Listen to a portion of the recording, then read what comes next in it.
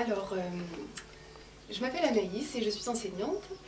Et ben voilà, je vais vous parler de mon expérience de ce stage Libère ton cœur que j'ai fait l'an dernier et qui m'est un peu tombé entre les mains comme ça. J'étais à un moment de ma vie peut-être assez mouvementé, avec deux enfants en bas âge, un métier bien prenant aussi, et peut-être un sentiment un peu de dispersion, de recherche de quelque chose en fait qui me recentre et qui me ramène au cœur de moi-même. Et donc j'ai découvert un peu par hasard ce stage proposé par Ghislaine, donc, dont le titre m'a interpellée en fait. Il y a la troisième partie, c'est un stage en 3 parties. Et moi c'était la troisième partie qui m'avait interpellée, qui est centrée en fait sur l'image de soi. Et à ce moment-là, j'avais un peu ce questionnement-là qui émergeait. Et j'avais voulu faire juste la fin du stage, et puis en fait Ghislaine m'a dit que c'était important de faire les 2 étapes précédentes qui permettent de se réconcilier ou de retisser les liens qui peuvent avoir été perdus, brisés, cachés, avec donc les deux fils en fait qui nous font arriver ici, le père et la mère. Le lien aussi en lien avec cette philosophie orientale de la terre et du ciel qui nous relient et qui sont entre lesquels on se situe et on s'épanouit en fait. Et sans cette reliance des deux côtés, la troisième versant du stage en fait permet justement d'arriver au cœur de soi-même de façon plus juste, de façon plus équilibrée aussi. Et donc voilà, ce stage s'est déroulé en une petite semaine, 6 jours.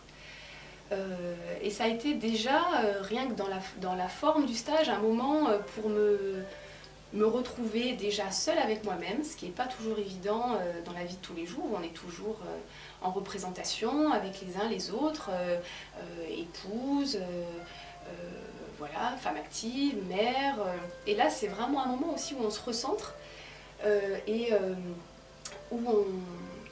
qui favorise en fait ce mouvement vers l'intérieur. Alors c'est très bien accompagné. Je me rappelle, j'étais venue avec tout un tas des bouquins, de quoi faire de la peinture, de quoi écrire. Et puis en fait, j'ai pas sorti aucune de ces choses parce qu'on est sans arrêt en fait occupé à soi-même, avec les séances en groupe, et puis tout ce qui est aussi tous les questionnaires qui permettent l'introspection dans des moments plus de recueillement, plus seul avec soi-même, et cette disponibilité en fait qui permet aussi ce travail-là. Et ça, je reconnais que ça m'a fait énormément de bien aussi d'être dans ma petite tente là, et puis de me retrouver vraiment seule et me retrouver tout court aussi. Voilà, après le travail, c'est un travail très tout en douceur en fait, qui n'est pas c'est pas une pratique qui va à l'encontre en fait de ce qu'on peut vivre et ce qu'on peut supporter. C'est pas quelque chose qui va aller de front et effectuer un choc pour aller toucher là où ça fait mal, ou c'est vraiment, on garde toujours le contrôle en fait sur ce qui se passe. Et je pense que c'est ça qui m'a plu aussi, pour avoir testé d'autres pratiques où on a un mouvement de recul, on ne sait pas trop jusqu'où on va y aller, on se dédouble un petit peu, on est un peu je dirais presque en méfiance, et du coup on n'est pas vraiment soi-même. Là, on est en phase de méditation, on est allongé, on suit la voix donc de l'accompagnante, et on se laisse guider de façon intuitive en fait. Et puis on découvre des choses insoupçonnées qui nous semblent insignifiantes Et alors des fois ça peut vraiment faire sens tout de suite. Des fois c'est dans l'échange, la communication entre nous qu'on arrive à lire les uns dans les autres.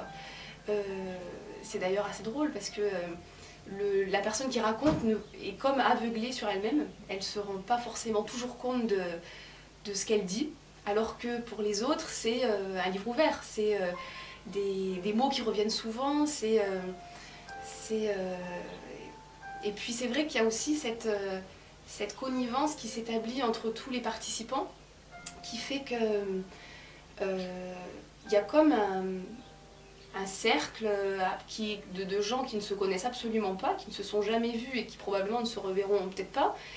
Et on se retrouve très vite extrêmement intime dans c'est quelque chose qui, enfin, dans la connaissance, l'intuition qu'on peut avoir les uns des autres, par l'accueil qu'on fait des propos des uns des autres, l'écoute bienveillante toujours, sans jugement, parce qu'on n'est pas là pour se juger les uns les autres. Chacun vient avec son histoire personnelle, plus ou moins difficile, plus ou moins récente, plus ou moins ancrée dans l'enfance, la petite enfance. Et vraiment ces temps d'échange et de partage sont très très forts aussi je dirais presque en humanité, parce qu'en fait c'est au-delà de l'individu, l'ego, la personne qu'on amène avec tous ses carapaces et tout ça, et en fait on s'ouvre aux autres et on découvre un lien entre nous, quoi. Et c'est vraiment, c'est même surprenant, parce que des fois il y a des échos qui se font entre les uns et les autres. En racontant quelque chose, on fait émerger quelque chose chez le voisin de gauche, on reconnaît une situation semblable chez l'autre, et on s'aperçoit qu'en fait on vit des histoires qui se répondent en écho. Et ça permet de mieux comprendre. C'est ça aussi l'intérêt du groupe, c'est que on n'est pas tout seul avec un thérapeute qui serait là comme je dirais pas un juge, mais quelqu'un qui va enseigner quelque chose. Là, c'est vraiment un genre d'échange. Et le savoir, la connaissance qu'on acquiert sur soi-même, en fait, c'est ça qui, je pense, est très puissant. C'est que c'est quelque chose qui vient de soi-même, qui est toujours encadré. Et alors, Ghislaine est extraordinaire pour ça, parce qu'elle sait à la fois être présente, mais en retrait quand il faut, toujours là pour accompagner les doutes, les questionnements, les errances un peu, pour recadrer, amené par un questionnement qui ne donne jamais de recette. C'est pas il faut, il doit, tu devrais, c'est pas du tout ça. C'est c'est quelque chose qui doit émerger de soi-même, et c'est comme ça qu'on apprend le plus, quoi, en fait. Et on apprend soi-même avec les autres. Et il y a aussi, après, Ghislaine, elle apporte tout ce côté, toute cette culture orientale, asiatique, ce savoir en fait ancestral qui nous montre que dans notre vie présente, là, on est en fait sur un chemin, quelque chose qu'on sait, qu'on a choisi quelque part. Et du coup, on n'est plus soumis à... C'est plus la loi du hasard où finalement, c'est la faute à pas de chance, hein, on nous arrive ça, c'est la tuile.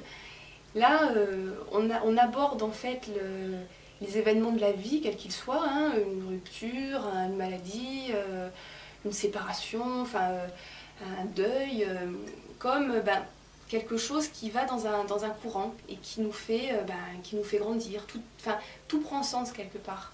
Et ça aide beaucoup, je trouve. Ça permet de prendre de la hauteur et de comprendre qui on est, pourquoi on est là, qu'est-ce qui nous a amené dans cette expérience de vie.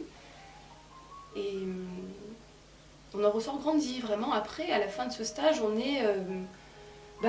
tout pourrait arriver, on est en fait dans l'ouverture, et c'est vraiment ça, libère ton cœur. C'est aussi enfin, je fais naturellement ce mouvement-là d'accueil envers les autres aussi. Il y a une envie de partager tout ce qu'on a expérimenté parce qu'on se connaît mieux. On n'est plus dans cette fabrication de soi-même, on est tout simplement. Et puis dans cet accueil aussi de la vie, de ces événements, sans la peur qui referme et qui nous contraint, qui nous fait aborder la vie avec méfiance, peur.